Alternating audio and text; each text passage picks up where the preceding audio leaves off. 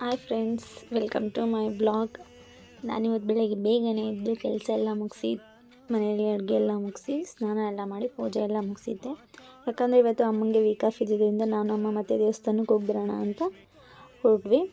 ಮಧ್ಯಾಹ್ನ ಅಂತೂ ಒಂದು 11 ಗಂಟೆಗೆ ಹೊರಟಿದ್ದು. ಆದರೆ ಸಿಕ್ಕಾಪಟ್ಟೆ ಬಿಸಿಲು ಅಂದರೆ ಬಿಸಿಲಿತ್ತು ಅಂತಲೇ ಹೇಳ್ಬೋದು. ಹಾಗೆಯೇ ನಾವು ಎಲ್ಲೇ ದೇವಸ್ಥಾನಕ್ಕೆ ಹೋಗಬೇಕಾದ್ರೂ ಅಥವಾ ಏನಾದರೂ ಫಂಕ್ಷನ್ಗೆ ಹೋಗಬೇಕಾದ್ರೂ ಫಸ್ಟು ನಮ್ಮ ಏರಿಯಾದಲ್ಲಿರುವಂಥ ದೇವ್ರುಗಳಿಗೆ ಕೈ ಮುಗ್ದಿನೇ ನಾವು ಮುಂದೆ ಹೋಗೋದು.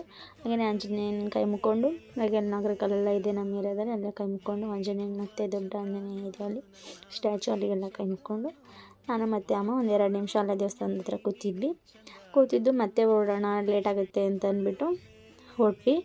ನಾವು ಆಲ್ಮೋಸ್ಟು ಗಾಡೀಲೆಲ್ಲ ಹೋಗಿ ನಡ್ಕೊಂಡು ಬಿಸಿಲಲ್ಲಿ, ಅದು ತುಂಬ ಬಿಸಿಲಲ್ಲಿ ಹೋಗಬೇಕು ಅಂದರೆ ಟಯರ್ಡೇ ಆಗಿಬಿಡುತ್ತೆ. ನನಗಂತೂ ಬಸ್ ಸ್ಟಾಪ್ ಎಷ್ಟೊತ್ತು ಬಂದುಬಿಡುತ್ತಪ್ಪ ಅನ್ನೋಷ್ಟು ಸುಸ್ತಾಗ್ತಾಯಿದ್ದು. ಹಾಗೆಯೇ ಹೋದ್ವಿ. ಬಸ್ಸಿಂದ ನಾವು ಬನಶಂಕರಿಗೆ ಹೋಗ್ತಾಯಿದ್ವಿ. ವೀಕ್ ಆಫ್ ಇತ್ತಲ್ಲ ಅಂತಂದ್ಬಿಟ್ಟು ದೇವಸ್ಥಾನಕ್ಕೆಲ್ಲ ಹೋಗ್ಬರೋಣ ಅಂತ ಹೋಗಿದ್ದಲ್ವ, ಅದಕ್ಕೆ ಬನಶಂಕರಿಗೆ ಹೋಗಿದ್ವಿ. ಅಮ್ಮ ನೋಡಿ ಬಿಸಿಲಿಗೆ ಬಸ್ಸಿಂದ ಇಳಿದ ತಕ್ಷಣ ಫುಲ್ ಜೋರಾಗಿ ಓಡ್ತಾಯಿದ್ರು. ನನಗೆ ಅಷ್ಟೊಂದು ನಡೆಯೋಕ್ಕಾಗ್ತಾಯಿರಲಿಲ್ಲ, ಬಿಸಿಲು ಅಂದ್ಕೊಂಡು. ಆಮೇಲೆ ಹೊರಗಡೆಯಿಂದ ದೇವಸ್ಥಾನ ನೋಡಿದಾಗ ತುಂಬ ಜನ ಇದ್ದಾರೆ ಇವತ್ತು ಯಪ್ಪ ಅಂತ ಅನ್ನಿಸ್ತಾಯಿತ್ತು. ಅದೇ ಒಳಗಡೆ ಹೋದ್ಮೇಲೆ ಅಷ್ಟೊಂದೇನು ಜನ ಇಲ್ಲ, ಬೇಗ ದರ್ಶನ ಆಗುತ್ತೆ ಅಂತ ಅನ್ನಿಸ್ತು. ಯಾಕಂದರೆ ಬಿಸಿಲಿತ್ತಲ್ವ, ಸ್ವಲ್ಪ ತುಂಬ ಕಾಲೆಲ್ಲ ಸುಡ್ತಾಯಿತ್ತು, ಹಾಗೆ ತಲೆಯೆಲ್ಲ ಫುಲ್ ನೋವು ಬಂದುಬಿಟ್ಟಿತ್ತು. ಆಮೇಲೆ ದೇವ್ರ ದರ್ಶನ ಅಂತೂ ಆರಾಮಾಗೇ ತುಂಬ ಚೆನ್ನಾಗಾಯಿತು ಅಂತಲೇ ಹೇಳ್ಬೋದು. ಯಾಕಂದರೆ ಈ ಅಮಾವಾಸ್ಯೆ ಹುಣ್ಣಿಮೆ ಆ ಟೈಮಲ್ಲಿ ತುಂಬ ರಶ್ ಇರ್ತಾರೆ, ಅದಕ್ಕೇ ಹೋಗೋದಕ್ಕೆ ಆಗೋಲ್ಲ ಅಂತ ನಾರ್ಮಲ್ ದಿನಗಳಲ್ಲಿ ಹೋಗ್ತೀವಿ, ಆವಾಗಲೂ ರಶ್ ಇರ್ತಾರೆ. ಆದರೆ ಇವತ್ತೇನು ಆ ಥರ ಅನ್ನಿಸ್ಲಿಲ್ಲ, ತುಂಬ ದರ್ಶನ ಚೆನ್ನಾಗಾಯಿತು.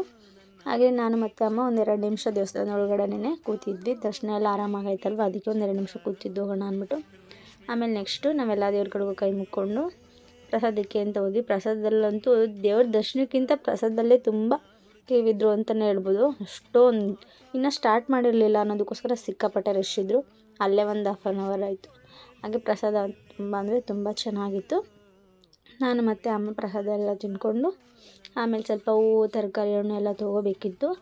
ಅದಕ್ಕೇ ಹೋಗೋಣ ಅಂತಂದ್ಬಿಟ್ಟು ಅಲ್ಲಿ ಹೂವು ಮತ್ತು ಹಣ್ಣು ತರಕಾರಿ ಎಲ್ಲ ತೊಗೊಂಡು ಮತ್ತೆ ಮನೆ ಕಡೆ ಹೊರಟ್ವಿ. ಮನೆಗೆ ಬಂದು ಸ್ವಲ್ಪ ಹೊತ್ತು ರೆಸ್ಟ್ ಮಾಡೋಣ ಅಂತ ಅಂದ್ಕೊಂಡೆ.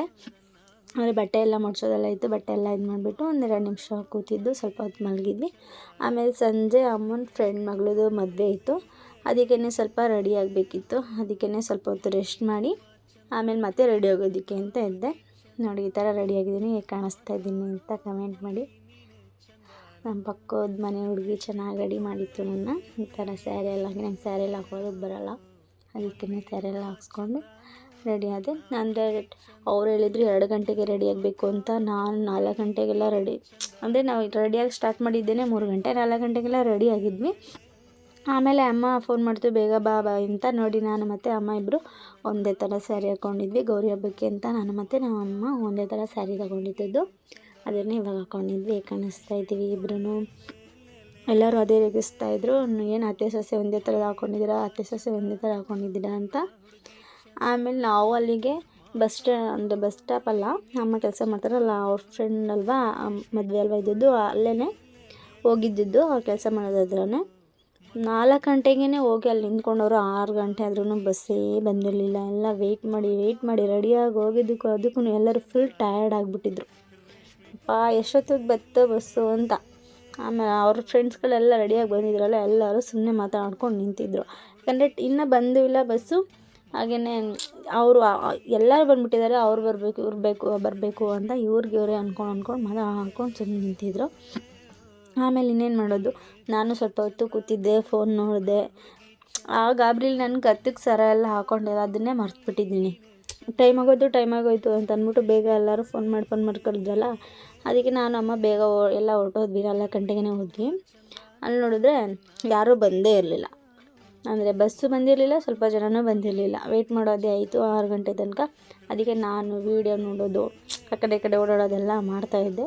ಎಲ್ಲರೂ ಕೂತಿದ್ವಿ. ನೋಡಿ ಇದೇನೇ ಅಮ್ಮ ಮಾಡೋ ಕೆಲ್ಸಕ್ಕೆ ಹೋಗ್ತಾರಲ್ಲ, ಅದಿದೆ ಜಾಗನ.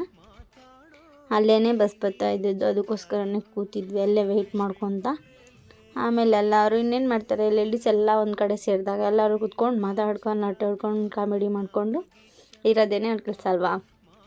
ಅಂದರೆ ನಾವು ಅದೇ ಕೆಲಸನೇ ಮಾಡೋದಲ್ವ, ಎಲ್ಲ ಕೂತ್ಕೊಂಡು ಮಾತಾಡ್ತಾಯಿದ್ರು. ಆಮೇಲೆ ಫೈನಲಿ 6 ಗಂಟೆಗೆ ಬಸ್ ಬಂತು. ಬಸ್ ಬಂದಿದ್ದು ತಡ ಮಾಮೂಲಿ ಸಣ್ಣ ಮಾಡಿಕೊಂಡು ಬಸ್ಕೊತಿದ್ದು. ನಮಗಂತೂ ಗೊತ್ತಲ್ಲ, ಸೀಟಲ್ಲಿ ನನಗೆ ಕಿಟಕಿ ಸೈಡ್ ಸೀಟ್ ಸಿಕ್ಬಿಡ್ಬೇಕು, ಆವಾಗಲೇ ನನಗೆ ಆರಾಮ್ ಅನ್ಸೋದು. ಆರಾಮಾಗಿ ನನಗೆ ಎಲ್ಲೇ ಜರ್ನಿ ಮಾಡಬೇಕು ಅಂದರೆ ಬಸ್ ಆಗೋಲ್ಲ, ಆದರೂ ಬಸ್ಸಲ್ಲಿ ಹೋಗಬೇಕು ಅನ್ನೋ ಪರಿಸ್ಥಿತಿ ಬಂದರೆ ನಂಗೆ ಕಿಟಕಿ ಸೈಡ್ ಇರಬೇಕು, ಆವಾಗೇ ನನಗೆ ಆರಾಮ್ ಅನ್ಸೋದು. ನೋಡಿ ಇಲ್ಲಿ ನಾನು ಹೋಗ್ಬೇಕಾದ್ರೆ ಇಲ್ಲಿ ಕತ್ತರಗುಪ್ಪೆ ಹತ್ರ ಇದು ಸ್ಟ್ಯಾಚುದು ಇತ್ತು, ಚೆನ್ನಾಗಿ ಮಾಡಿದ್ದಾರೆ. ನನಗಂತೂ ಸಿಕ್ಕಾಪಟ್ಟೆ ಇಷ್ಟ ಆಯಿತು. ಆಮೇಲೆ ಸ್ಟಾರ್ಟ್ ಆಯಿತು ಆಂಟಿ ಡ್ಯಾನ್ಸು, ಮತ್ತು ಫ್ರೆಂಡ್ಸ್ ಎಲ್ಲ ಡ್ಯಾನ್ಸ್ ಮಾಡ್ತಾಯಿದ್ರು. ನನಗಂತೂ ಕುಣಿಬೇಕು ಅಂದರೆ ಡ್ಯಾನ್ಸ್ ಮಾಡಬೇಕು ಅನ್ನಿಸ್ತಾಯಿತ್ತು. ಆದರೆ ಅಮ್ಮ ಇತ್ತಲ್ಲ, ಅದಕ್ಕೆ ಸ್ವಲ್ಪ ನಾಚಿಕೆ. ಆಮೇಲೆ ಅಮ್ಮನೂ ಡ್ಯಾನ್ಸ್ ಮಾಡ್ತು. ಅವೆಲ್ಲ ಡ್ಯಾನ್ಸ್ ಮಾಡಿದ್ಮೇಲೆ ನಾವು ಬಿಡ್ತೀವ, ನಾವು ಒಂದು 2-3 ಸ್ಟೆಪ್ ಹಾಕ್ತೆ. ಒಂಥರ ಖುಷಿ ಆಯಿತು. ನನಗೆ ಅವ್ರುಗಳ ಎದುರಿಗೆಲ್ಲ ಡ್ಯಾನ್ಸ್ ಮಾಡೋಕೆ ನಾಚಿಕೆ ಆಗ್ತಾಯಿತ್ತು. ಆದ್ರೂ ಅವರು ನನಗೆ ಎಲ್ಲರೂ ಮಾಡಲೇಬೇಕು ಅಂತಂದ್ಬಿಟ್ಟು ಅಮ್ಮನ ಹತ್ರ ಎಲ್ಲರ ಹತ್ರನೂ ಡ್ಯಾನ್ಸ್ ಮಾಡಿಸಿದ್ರಲ್ಲ, ಅದಕ್ಕೇ ನಾನು ಒಂದು ಸ್ವಲ್ಪ ಡ್ಯಾನ್ಸ್ ಮಾಡೋಣ ಅಂತಂದ್ಬಿಟ್ಟು ಮಾಡಿದೆ. ನಾನು ತುಂಬ ಡ್ಯಾನ್ಸ್ ಮಾಡೋದಕ್ಕೆ ಹೋಗಿಲ್ಲ, ಒಂದು ಸ್ವಲ್ಪ ಡ್ಯಾನ್ಸ್ ಮಾಡಿಬಿಟ್ಟು ಹೋಗಿ ಕುತ್ಕೊಬಿಟ್ಟೆ. ಆಮೇಲೆ ಆಂಟಿ ಡ್ಯಾನ್ಸ್ ಮಾಡ್ತಾಯಿದ್ರಲ್ಲ ನಮ್ಮ ಅತ್ತೆ ಫ್ರೆಂಡ್ಸ್ ಎಲ್ಲ, ಅವರೆಲ್ಲ ಡ್ಯಾನ್ಸ್ ಮಾಡೋದನ್ನು ನೋಡ್ಕೊಂಡು ನಕ್ಕೊಂಡು ರೇಗಿಸ್ಕೊಂಡು ಥರ ಚೆನ್ನಾಗಿತ್ತು. ನನಗೇನು ಬೇಜಾರಾಗಿಲ್ಲ, ಯಾಕಂದರೆ ನನಗೆ ಒಂದೊಂದು ಕಡೆ ಹೋದಾಗ ಸುಮ್ಮನೆ ಕೂತ್ಕೋಬೇಕು, ಏನು ಮಾತಾಡಬಾರ್ದು, ವೀಡಿಯೋ ಮಾಡಬಾರ್ದು, ಡ್ಯಾನ್ಸ್ಗಳು ಮಾಡಬಾರ್ದು, ಸುಮ್ಮನೆ ಟ್ರಾವೆಲ್ ಮಾಡಬೇಕು ಅಂದರೆ ನನ್ನ ಕೈಲಿ ಟ್ರಾವೆಲ್ ಮಾಡೋದಕ್ಕೇ ಆಗೋಲ್ಲ. ಫುಲ್ ಒಂಥರ ಟಯರ್ಡ್ ಆಗ್ತಾ ಇರುತ್ತೆ, ಬೇಜಾರಾಗ್ತಾ ಇರುತ್ತೆ. ಆದರೆ ಇವಾಗೇನು ಹಂಗೆ ಅನಿಸಿಲ್ಲ. ತುಂಬ ಚೆನ್ನಾಗಿತ್ತು ಜರ್ನಿ ಅಂತಲೇ ಹೇಳ್ಬೋದು. ನೋಡಿ ಮಾಲಾಫೇಶಿಯಾ ಮಾಲು, ನಾವಂತೂ ಹೋಗಿಲ್ಲ ಅಲ್ಲಿಗೆ, ಹಿಂಗೆ ಹೋದಾಗ ವೀಡಿಯೋ ಮಾಡ್ಕೊಂಡಿದ್ದೀನಿ ಅಷ್ಟೇ. ನನಗೆ ಅಲ್ಲೆಲ್ಲ ಹೋಗಬೇಕು ಅಂತೆಲ್ಲ ಆಸೆ ಇದೆ, ಆದರೆ ನಂಗೆ ಅಷ್ಟೊಂದೆಲ್ಲ ಜರ್ನಿ ಮಾಡಿ ಅದಕ್ಕೋಸ್ಕರನೇ ಹೋಗಬೇಕು ಅಂತ ಆಸೆ ಇಲ್ಲ. ಆ ಕಡೆ ಹೋದಾಗ ಯಾವಾಗಾದರೂ ಒಂದು ಸತಿ ಹೋಗಬೇಕು ಅನ್ನೋದು ಆಸೆ ಇದೆ. ನೋಡೋಣ ಮುಂದೆ ಯಾವಾಗಾದರೂ ಹೋದರೆ.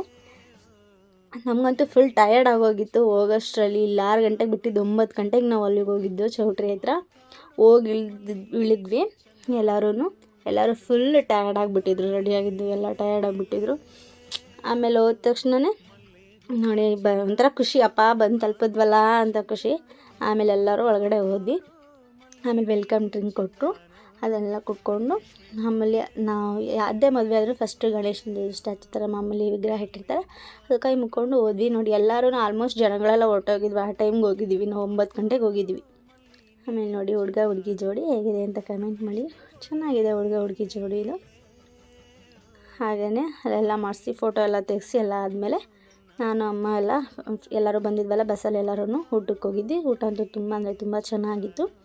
ಊಟ ಎಲ್ಲ ಮುಗಿಸ್ಕೊಂಡು ಮತ್ತೆ ಬಸ್ ಹತ್ಕೊಂಡು ಬಂದ್ವಿ. ಅಂದರೆ ಆ ಕಡೆಯಿಂದ ಯಾರು ಡ್ಯಾನ್ಸ್ ಮಾಡಲಿಲ್ಲ, ಎಲ್ಲ ಟಯರ್ಡ್ ಆಗಿದ್ರಲ್ಲ, ಎಲ್ಲ ನಿದ್ದೆ ಮಾಡಿದ್ರು. ನಾನು ಕೂಡ ಟಯರ್ಡ್ ಆಗಿದ್ದೆ, ನಿದ್ದೆ ಮಾಡಿದೆ. ಮನೆಗೆ ಬರೋಷ್ಟರಲ್ಲಿ 12:30 ಆಗೋಯಿತು. 12:30ಗೆ ಬಂದು ಫುಲ್ ಟಯರ್ಡ್ ಆಗಿತ್ತಲ್ಲ, ಫುಲ್ ನಿದ್ದೆ ಹೊಡೆಯೋಣ ಅಂತಂದ್ಬಿಟ್ಟು ಎಲ್ಲ ನಿದ್ದೆ ಮಾಡೋದಕ್ಕೆ ಅಂತ ಮಲ್ಕೊಬಿಟ್ಟೆ ಅಷ್ಟೇ. ಹಾಗೆಯೇ ಸೈಕಲ್ ಗ್ಯಾಪಲ್ಲಿ ವೀಡಿಯೋನೂ ಕೂಡ ಮಾಡ್ಕೊಂಡಿದ್ದೆ. ಈ ವಿಡಿಯೋ ನಿಮಗೆ ಇಷ್ಟ ಆಗಿದರೆ ಲೈಕ್ ಮಾಡಿ, ಕಮೆಂಟ್ ಮಾಡಿ, ಹಾಗೆ ಶೇರ್ ಮಾಡಿ, ಹಾಗೆ ಸಬ್ಸ್ಕ್ರೈಬ್ ಟು ಮೈ ಚಾನಲ್. ಹಾಗೆಯೇ ಹೇಗಿತ್ತು ಈ ವಿಡಿಯೋ ಅನ್ನೋದನ್ನು ಕಮೆಂಟ್ ಮಾಡೋದನ್ನು ಮರಿಬೇಡಿ. Thank you.